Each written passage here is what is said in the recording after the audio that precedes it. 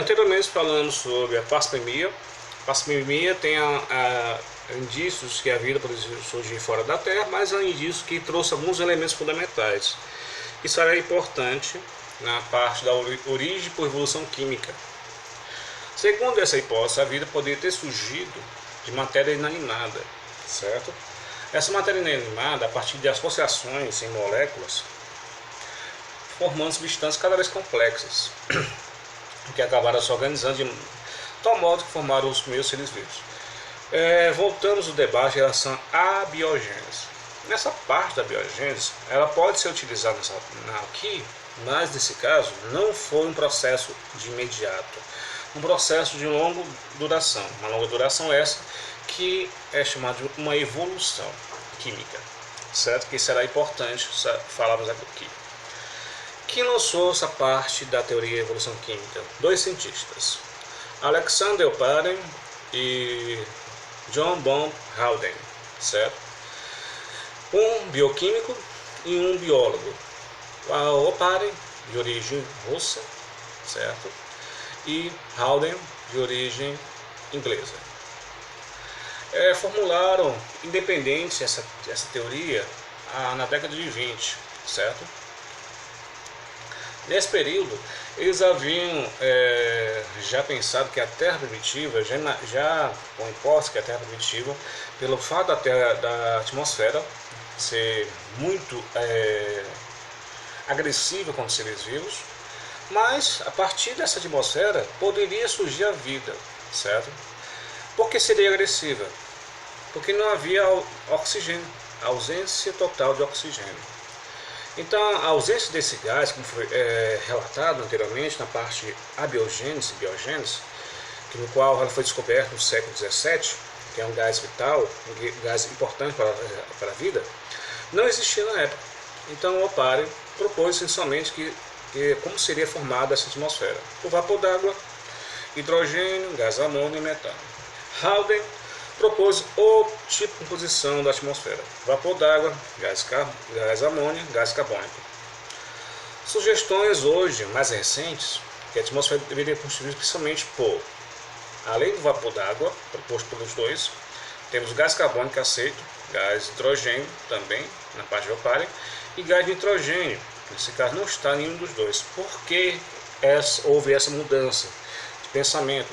Porque amônia e metano são moléculas complexas para existir na Terra primitiva, certo? Por causa também que esses dois gases, tanto amônia como metano, em contato com a radiação atmosférica, que era fortíssima para a época, eram destruídas imediatamente, certo? Então, nesse momento, a ideia mais acesa de gases seriam esses quatro, certo? Mas, tirando essa parte, até a hipótese lançada por dois, permitiram propor uma sequência de pensamentos. Na condição da Terra primitiva, a alta temperatura, tempestades, houve a formação de uma chuva constante e o esfriamento da superfície, que permitia a formação de grandes oceanos, certo? Esses grandes oceanos permitiu formar uma espécie de um mar nutritivo, um caldo, super caldo que seria coberto, estaria cobrindo o planeta todo. Essa água no estado líquido permitiu que essas substâncias se acumulassem, formando esse caldo. E através de descargas elétricas, permitiu que essas moléculas fossem divididas e permitia formar outras novas moléculas orgânicas simples.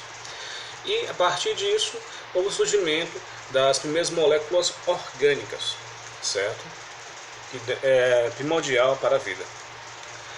Então, através de tempestades, as moléculas orgânicas simples carregadas para os mares primitivos, rico em matéria orgânica, chamadas sopas nutritivas. Temperaturas elevadas nos mares primitivos e forte radiação. Um dos argumentos: aumento da acidez e salinidade dos mares primitivos. O sal que você encontra no mar, jovens, é uma formação desde a Terra primitiva, certo? A possibilidade dessa parte salgada permitiu que as proteínas que essas moléculas orgânicas surgiram essas proteínas fossem capsuladas, aqui na parte azul, permitir que matéria orgânica delas fossem guardadas. E essas moléculas orgânicas possibilitaram a formação dos primeiros seres vivos, os coacervados, também chamados de protobionte. Aqui temos resumo da hipótese do Oparin: gases primitivos, radiação solar, tempestades, chuvas, mais chuvas, formação de oceanos, primeiras moléculas orgânicas que formaram complexos, certo, chamados coacervados.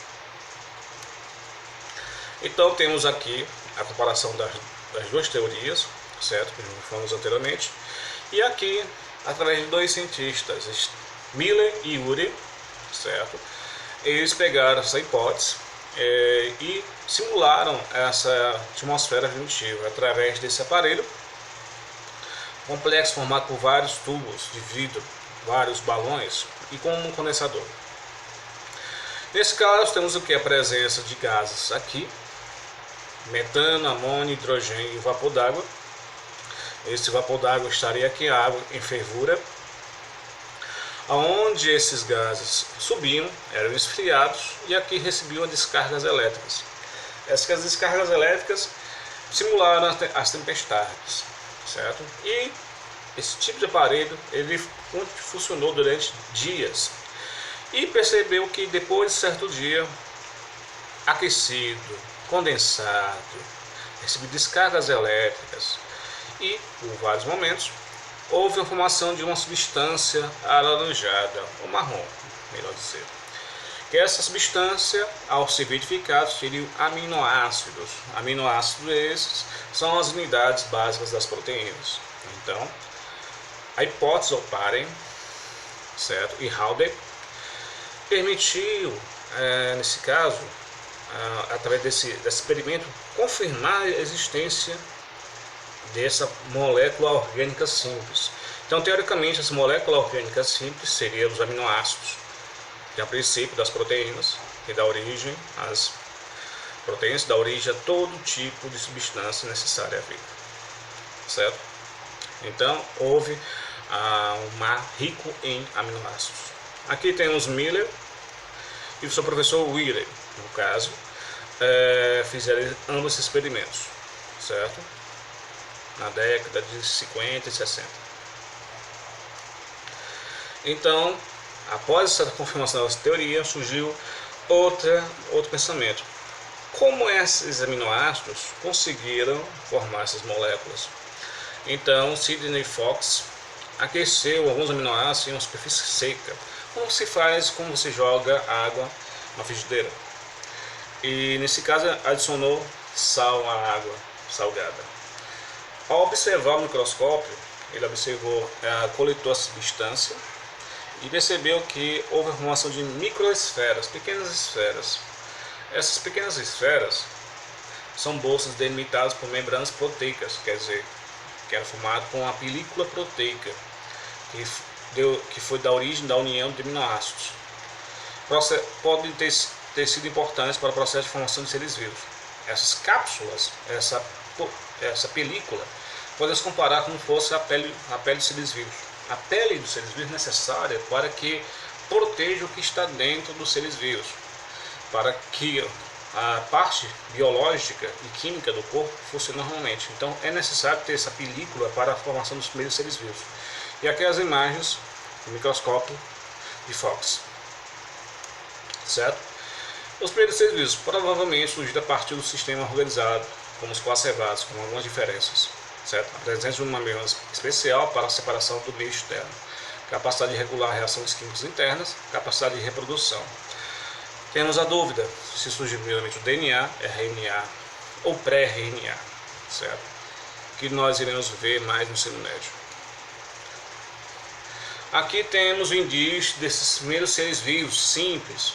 Temos partes de rochas que datam de 3,8 bilhões de anos na Groenlândia. baseadas em forma de carbono produzidas pelo aprisionamento, retenção ou precipitação de sedimentos, resultando em crescimento da atividade metabólica. Temos rochas, nesse caso, na Groenlândia, que é uma ilha pertencente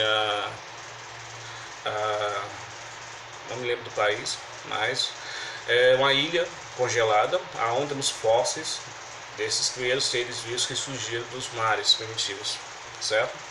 Continuaremos no próximo vídeo.